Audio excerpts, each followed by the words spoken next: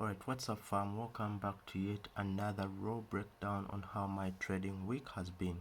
So as you know, I'm a swing trader and I take mostly 1 or 2 trades a week. So this week we took about 2 trades and the first trade we took was USD card, and let's break it down. So we shall start over from the weekly time frame and we shall zoom out just a little bit just so we have a very clear overview of this. So looking at it from the weekly overview, you see that we have a very strong area of support around here. So every time price gets around here, we have a rejection, we have a rejection, we have a rejection. And now let's concentrate around here.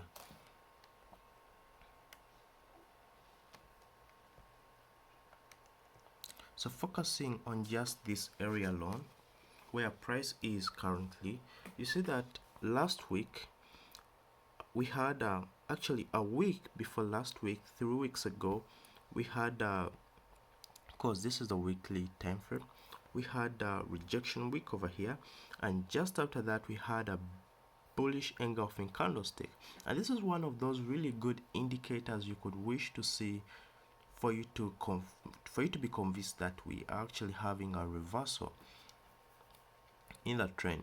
So after having this bullish candlestick, I had 2 things in mind. One was like, we shall continue buying, or we shall actually have to first sell a little bit before we buy. Just to see around here, we had some bit of accumulation over here before we completely sold off and then later bought.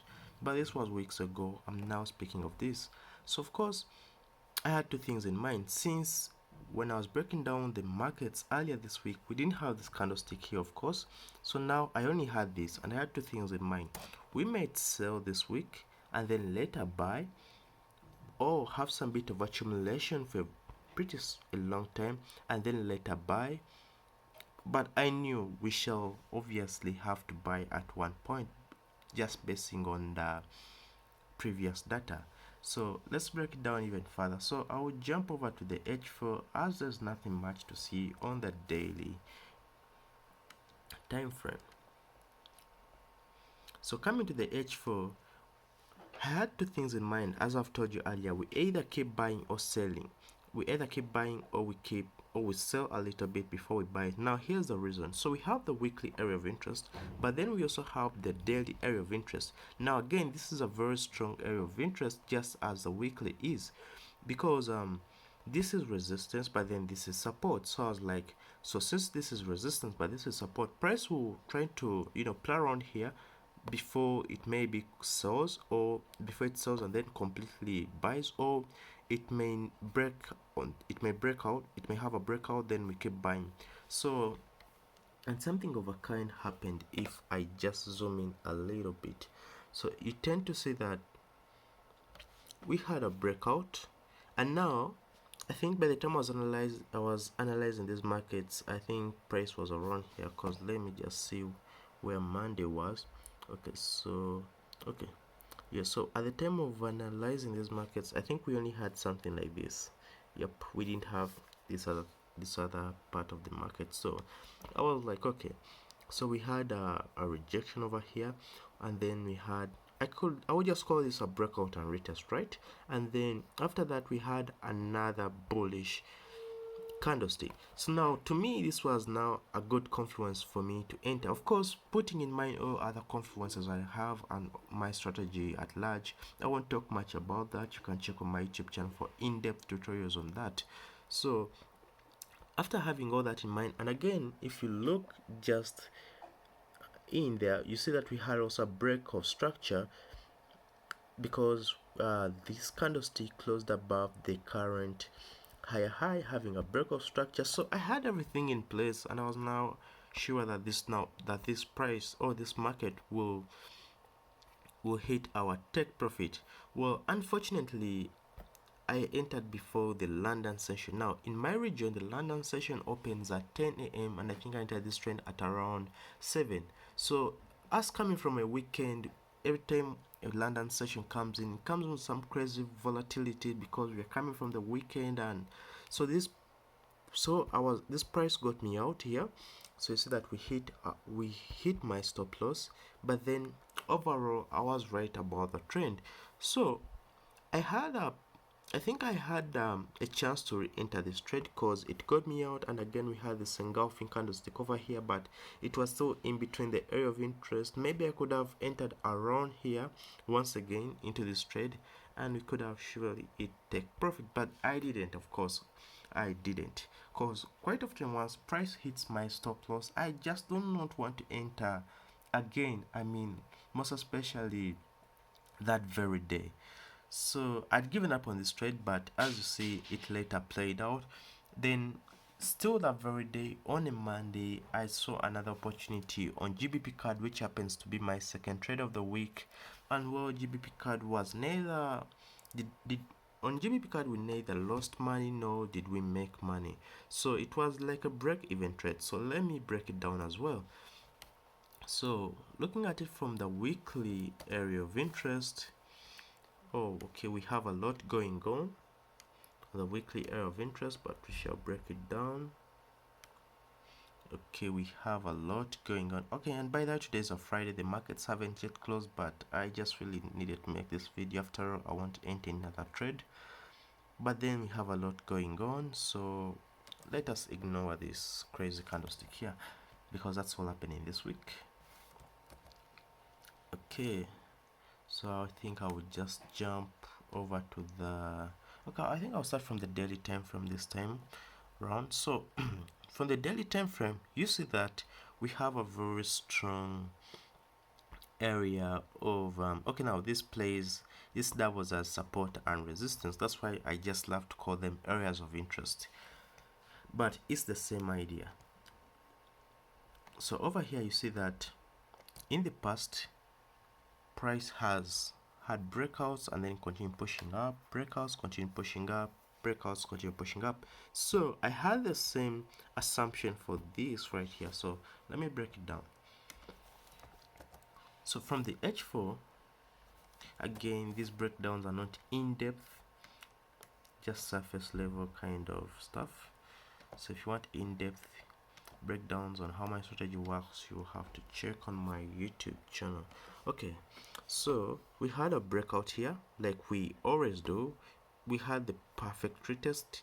Again, at the time of breaking down these markets, we didn't have this. We only had a breakout, and my friend was like, oh, we may not have a retest, but guess what, we actually had a retest. We had some bit of accumulation on the H4, and we had this rejection candlesticks only leaving wicks down there, and now I was now pretty sure that this market will eventually buy because of this accumulation and all these rejection candlesticks. So after this candlestick had formed, we had a you could call it a doji. I have a friend that calls it a cross, but it's a doji candlestick. But you know, same thing, different interpretation, and it doesn't really matter. So we had this doji candlestick, which again is an indecision candlestick in this case, but it being bullish and yet I want to buy these markets, it was a good confluence for me to enter this trade. So I normally wait for a retest and an engulfing candlestick, and in this case I didn't really get it, but I entered the trade anyways. So now at the point of entering this trade, unfortunately my internet connectivity had issues, so I wanted to enter at the exactly at the closure of this candlestick. I wanted to enter this trade, but I did fail to enter it precisely because of my internet connectivity. In other words, my broker was also misbehaving. Tried to open the app, it wasn't really opening, so I had to restart my phone several times, and it was frustrating because I was missing out on the trade. But nevertheless, I later entered this trade. So you can see that we went into deep profits, at least halfway there for some time before we later hit break even, because after this trade went into profit, I immediately placed a break even, or I immediately broke even my trade, because I wasn't fully confident of this trade because of this, you know, this I could call it area of interest. You know, I love to draw out areas of interest, but since it's on a smaller time frame like the H1 H2, I just draw a single line, but same idea honestly.